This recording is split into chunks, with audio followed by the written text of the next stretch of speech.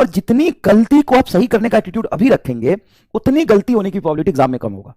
और जितनी गलती से अभी भागोगे, एग्जाम में उतना गलती होगा। दो ही चीज बेटा बस अपने आप में तुम चेंज ला दो, तुम्हें ड्रास्टिक डिफरेंस दिखेगा। तुम अपने मार्क्स में, अपने थिंकिंग एबिलिटी में, क्वेश्चन होने के रफ्तार में। क्या? कलम को मत रोको, कलम चलाओ, कलम चलाओ। और गलती अगर हो रहा है तो उसको फिर से दोबारा पेशेंटली, कूल, काम, शांत, फोकस्ड होके दोबारा करो। कोई बात नहीं, दोबारा करेंगे, सही हो जाएगा। लेकिन अगर तुम इससे परेशान होकर गिव अप करोगे ना, तो ये तुम्हारा पीछा नहीं छोड़ेगा। इससे भागो मत, कलम चलाओ। ये सबसे ज्यादा जरूरी है कि कलम चलाओ। और गलती हो जाए तो दोबारा करो, फिर गलती हो जाए दोबारा करो। साला ये गलती कितनी बार होगा, खत्म हो जाएगा धीरे धीरे। लेकिन अगर उससे भागोगे तो एग्जाम में होगा। तो number of mistake you are doing, मतलब selection is directly proportional to number of mistake you are doing.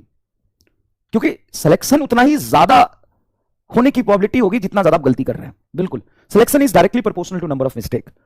Selection is directly proportional to number of mistake. क्यों? क्योंकि गलती कर रहे हो तो गलती इसलिए कर रहे हो ना कि तुम पहले कर रहे हो। यकीन मानो 90% बच्चा कर ही नहीं रहा, कलम रोक लेता है, देख के समझ जाता हाँ ऐसे ऐसे हो जाएगा, चलो कर लेंगे एग्जाम में, हाँ हो जाएगा, ऐसे हो जाएगा, ऐसे हो जाएगा। तो तुमसे गलती हो रहा है, मतलब तुम एक स्टेप आगे हो कि तुम ट्राई कर रहे हो, तुम कलम चला रहे हो, तभी तो गलती हुआ। तो सबसे पहली बात, selection is directly proportional to गलती, नंबर ऑफ मिस्टेक। और उस नंबर ऑफ मिस्टेक से घबराओ मत, करो करो। जितनी ज्यादा गलती कर लोगे ना, उतना ज्यादा एग्जाम में गलती होने की प्रोबेबिलिटी कम होगी। तो मैं सही हूं ना? Directly proportional. Selection is directly proportional to number of mistake. पहला लॉजिक है, मिस्टेक वही करता है, गलती उसी से होता है जो करता है। डन? जो करता है उसी से गलती होता है। तो आप कर रहे हो, ये सबसे बड़ी बात है, पहली बात। दूसरी बात, उस गलती को सीख के आगे बढ़ो, फिर गलती करो, फिर आगे बढ़ो, सीखो, उससे सीखो सीखो। तो जितने पॉसिबल मिस्टेक्स होंगे ना, वो एग्जाम से आप पहले ही सारा कर दो, फिर मजा ही आ जाएगा। समझ में आया ये बात? याद रखो। और दूसरी बात, जब पीवाईक्यू करो ना, तो पीवाईक्यू में 99% बच्चे का गलत अप्रोच होता है। पीवाईक्यू को ये समझता है कि भाई पहले से तो हमने किया ही हुआ है, या किए भी होते हैं, तो पीवाईक्यू करते हैं, टाइम वो सही आंसर ढूंढते हैं। सही आंसर देखा, हो गया, चलो हो गया, सही आंसर देखा, हो गया। नहीं, इतना समझो कि कंसेप्ट और नंबर ऑफ क्वेश्चंस बेटा लिमिटेड है।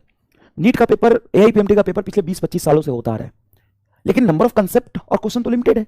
जब आप पीवाईक्यू करें तो पीवाईक्यू को इस अप्रोच से करें कि अच्छा ये सवाल था, इसमें ये पूछा था, ये आंसर होगा, बाकी के 3 आंसर क्यों नहीं होंगे उसका भी एनालिसिस करें। क्योंकि आगे आने वाले एग्जाम में असल में उसी पीवाईक्यू पे जो ऑप्शन गलत हो रहा था, उसी का कुछ उल्टा कंडीशन पे सवाल पूछेगा। मैं जो कह रहा हूं उसको ध्यान से सुनना, बहुत बड़ी बात बोल रहा हूं। पीवाईक्यू तुम करने का अप्रोच चेंज कर लो, और जितने 10 साल के पीवाईक्यू है वो सारे कर लो, नीट में तुमको 70-80% क्वेश्चन यही से मिलेगा।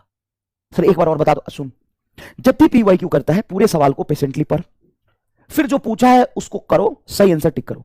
बाकी के 3 आंसर, अगर थ्योरेटिकल सवाल है या न्यूमेरिकल सवाल है, बाकी के 3 आंसर गलत क्यों है वो समझो, और सवाल में क्या ऐसा पूछता या क्या कंडीशन चेंज करता कि दूसरा आंसर सही हो जाता, वो एनालिसिस करते चलो।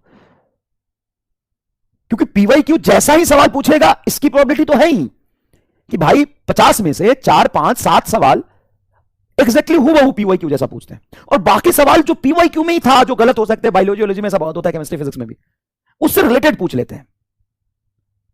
मतलब यकीन मानिए कंसेप्ट अनलिमिटेड नहीं है कि एग्जामिनर नया सवाल बना लेगा, डैश। कहां से बना लेगा भाई, कहां से बना लेगा नया सवाल?